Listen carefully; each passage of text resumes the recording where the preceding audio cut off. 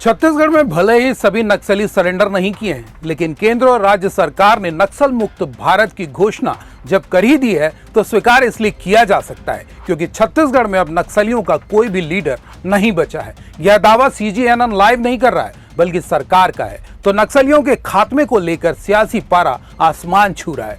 CGNN live में आप सभी दर्शकों का स्वागत है। मैं हूं अभिषेक दुबे। छत्तीसगढ़ राज्य गठन को 25 बरस गुजर चुके हैं। इस बीच गठन के तत्काल बाद कांग्रेस की सरकार 3 साल रही, फिर भाजपा की सरकार आई और 15 सालों तक जमी रही। पर भाजपा की डॉक्टर रमन सरकार को लगातार चौथे कार्यकाल के लिए प्रदेश की जनता ने नकार दिया, जिसका फायदा कांग्रेस को मिला और एक बार फिर कांग्रेस सत्तासीन हुई, पर महज 5 साल के लिए। इस बीच यानी उन 20 सालों में नक्सलियों ने केवल बस्तर में तांडव नहीं किया बल्कि सत्तासीन सरकार को अपने हाथों की कठपुतली बनाकर रखा था।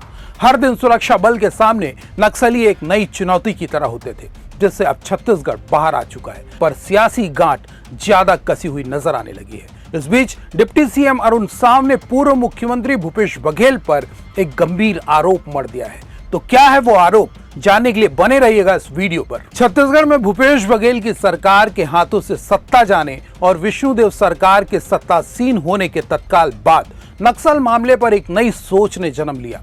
केंद्र और राज्य की सरकार ने उसी सोच को आगे बढ़ाया, जिसका परिणाम है कि आज छत्तीसगढ़ को नक्सल मुक्त होने का दावा किया जा रहा है। लेकिन सरकार के इस दावे के साथ ही कांग्रेस ने सवालों की झड़ी लगा दी है। पूर्व मुख्यमंत्री भूपेश बघेल ने सरकार के सामने सवाल रखा है कि क्या अब कभी नक्सली हिंसा का सामना छत्तीसगढ़ को नहीं करना पड़ेगा? क्या अब बस्तर में आदिवासियों की हत्या नहीं होगी? और यदि बस्तर से नक्सली समाप्त हो चुके हैं तो सुरक्षा बलों को क्यों नहीं हटाया जा रहा है? पूर्व मुख्यमंत्री भूपेश बघेल के इन सवालों ने विष्णुदेव सरकार को कहीं न कहीं झकझोर दिया है। हालांकि असल करंट पूर्व मुख्यमंत्री भूपेश बघेल को केंद्रीय गृह मंत्री अमित शाह की बातों से लगा, जब उन्होंने सदन में नक्सलवाद के खात्मे पर भाषण देते हुए कहा था कि नक्सलवाद पहले खत्म हो जाता, लेकिन भूपेश बघेल की सरकार के राजनीतिक संरक्षण की वजह से नक्सलियों को 5 साल का मौका मिल गया। हालांकि पूर्व CM बघेल ने तत्काल इस पर प्रतिक्रिया देते हुए गृह मंत्री शाह को बहस के लिए ललकार भी दिया है। अब मसला आता है कि आखिर डिप्टी CM अरुण साव ने पूर्व मुख्यमंत्री भूपेश बघेल ही नहीं बल्कि कांग्रेस पार्टी पर क्या आरोप लगाए हैं? बेशक राजनीति एक ऐसा मंच है जहां पर आरोप और प्रत्यारोप सतत प्रक्रिया है। पक्ष और विपक्ष एक दूसरे को ना ललकारे, परस्पर आरोप ना लगाएं, विरोध में बयानबाजी ना करें तो उनकी राजनीति ही बेमानी हो जाएगी। पर यहाँ पर मसला थोड़ा गंभीर है। तो क्या है वो आरोप, सुनाते हैं आपको डिप्टी CM अरुण साव का बयान। देखिए, ये कभी चाहते नहीं थे कि नक्सलवाद छत्तीसगढ़ से समाप्त हो, और जब राज्य में इनकी सरकार थी तब हाथ बांध दिया था सुरक्षा बलों का, राज्य की पुलिस का, और नक्सली तो कहते थे हमारी सरकार बन गई है।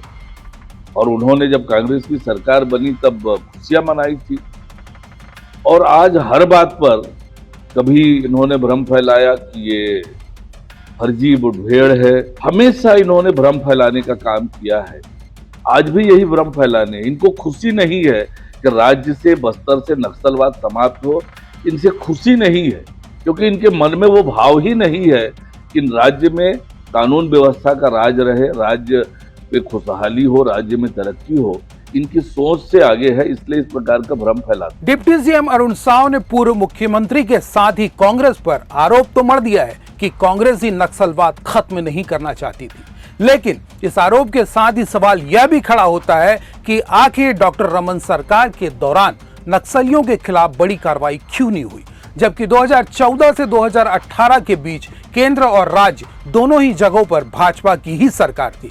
सवाल तो यह भी उठता है कि पूर्व मुख्यमंत्री डॉक्टर रमन सिंह के सुरक्षा सलाहकार KPS गिल ने क्यों डॉक्टर रमन सिंह के खिलाफ साक्षात्कार में नक्सल मसले पर मौन रहने का जिक्र किया। इस मसले पर आपकी राय कमेंट बॉक्स पर लिखिएगा। लाइक शेयर के साथ ही चैनल को सब्सक्राइब भी जरूर कर लीजिएगा। नमस्कार।